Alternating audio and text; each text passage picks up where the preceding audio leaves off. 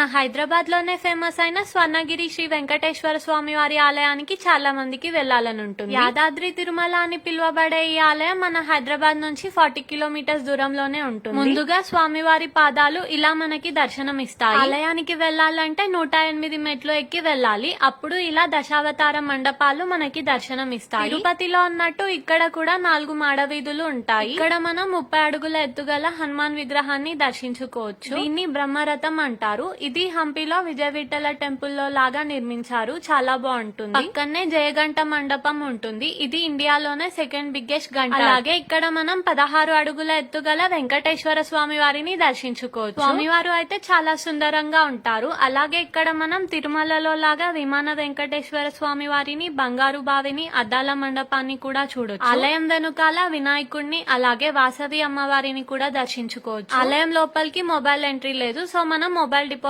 చేయాల్సి వస్తుంది. దానికి 5 రూపీస్ ఛార్జ్ చేస్తారు. అలాగే ఇక్కడ మనం లక్ష్మీ నరసింహస్వామిని, భూవరాహ స్వామి వారిని కూడా దర్శించుకోవచ్చు. అలాగే జలనారాయణుడి రూపంలో 4 సైడ్స్ నుంచి మనం విష్ణుమూర్తిని దర్శించుకోవచ్చు. విగ్రహం అయితే నీళ్లలో చాలా అద్భుతంగా ఉంటుంది. ఆలయంలో ప్రతిరోజు అన్నప్రసాదం పెడతారు. అలాగే ఆలయం అయితే చూడడానికి చాలా అద్భుతంగా ఉంటుంది. ఈ ఆలయానికి మీరెవరితో వెళ్లాలనుకుంటున్నారో వాళ్ళకి ఈ వీడియోనైతే షేర్ చేసేయండి.